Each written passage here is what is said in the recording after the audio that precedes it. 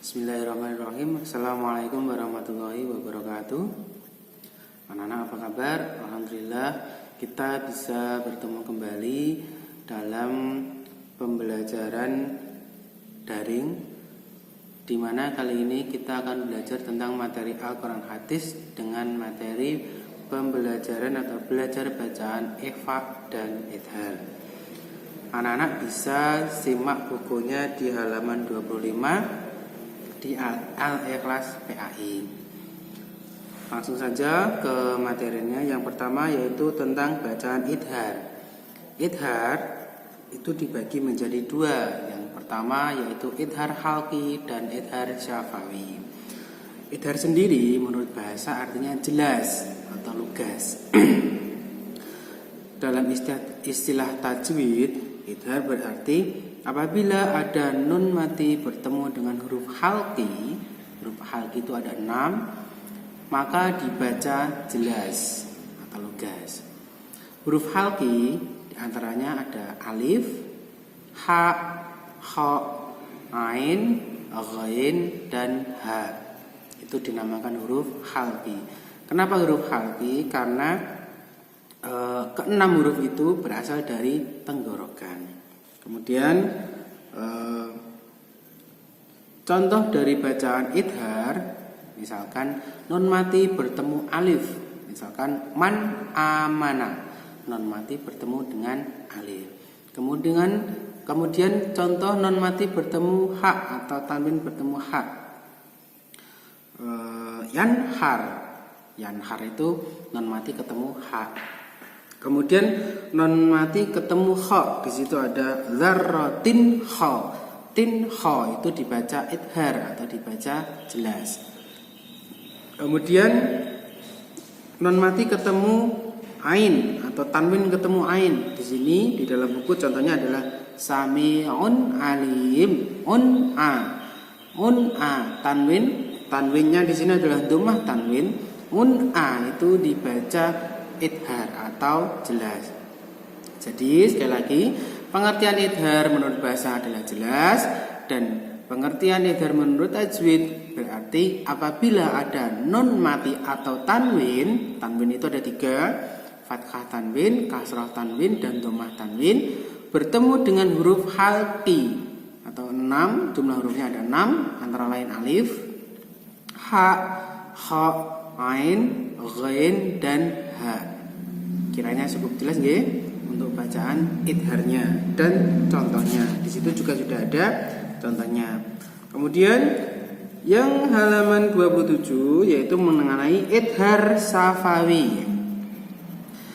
Kalau idhar safawi itu menurut tajwid ya berarti ketika ada mim mati bertemu dengan huruf hijaiyah selain mim dan ba.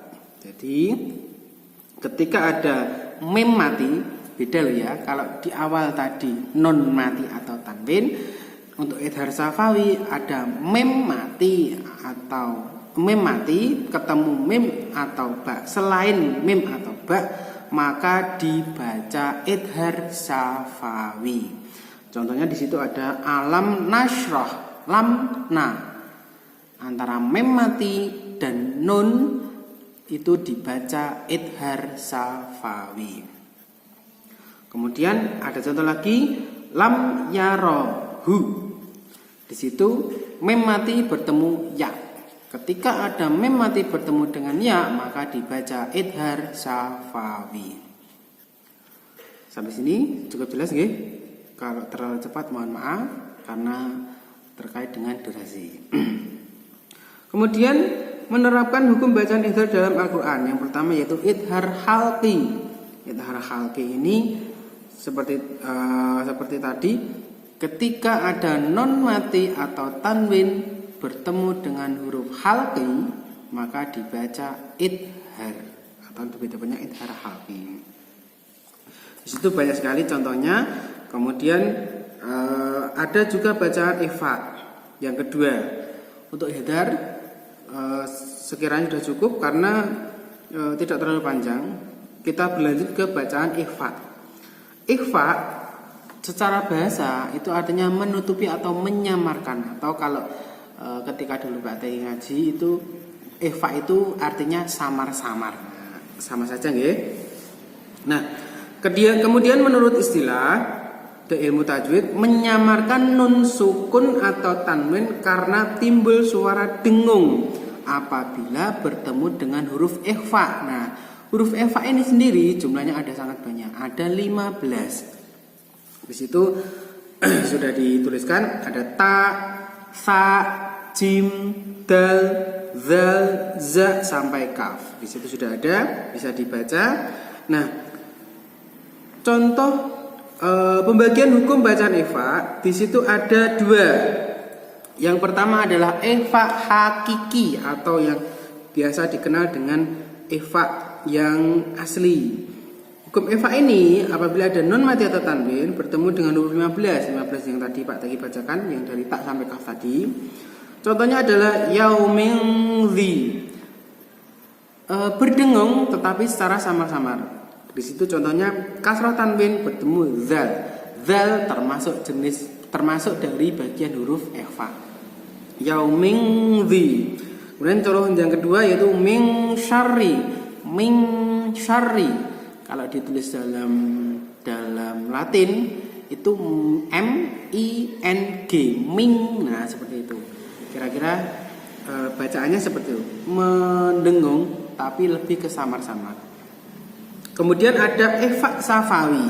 Nah, di depan di idhar tadi ada namanya idhar safawi. Itu ketika ada mem mati bertemu huruf selain mem dan ba. Nah, kali ini ada ikhfa safawi sama.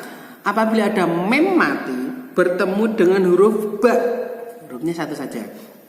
Jadi, ketika ada mem mati bertemu dengan ba, maka dibaca ikhfa safawi. Nah, kemudian contohnya di sini ada di halaman 29. Wa ma hum bi kharijin, humbi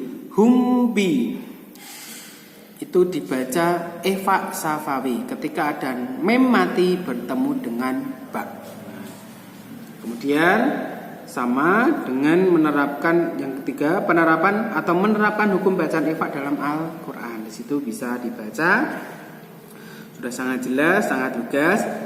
Intinya ketika ada non mati atau tanwin bertemu dengan huruf halqi jumlahnya 6, maka dibaca idhar atau idhar halqi. Yang kedua, ketika ada mem mati bertemu dengan huruf selain mem dan ba, maka dibaca idhar halqi. Bukan idhar safawi, maaf. Belepotan juga. Yang kedua, ketika ada non mati atau tanwin bertemu dengan huruf 15 atau huruf ikhfa, maka dibaca ikhfa. Yang keempat, ketika ada mem mati bertemu dengan ba, maka dibaca ikhfa safawi. Kira-kira seperti itu. Di situ lafal contoh ikhfa hakiki dan ikhfa safawi ada di surah Al-Qari'ah dan surah Al-Fil. Bisa dibaca, bisa diterapkan juga. Kemudian di situ ada buletin Islami, pahala orang menghafal Al-Quran. Itu bisa dibaca semua, pahalanya sangat banyak. Dan Al-Quran ini merupakan penolong bagi pembacanya kelak di yaumul kiamah atau hari kiamat. Sampai saat ini untuk penjelasannya tentang idhar dan ikhfa. Mudah-mudahan apa yang Pak Teki sampaikan bisa bermanfaat dan bisa menunjang aktivitas belajar anak-anak di rumah. Sekian dari Pak Teki. Wassalamualaikum warahmatullahi wabarakatuh.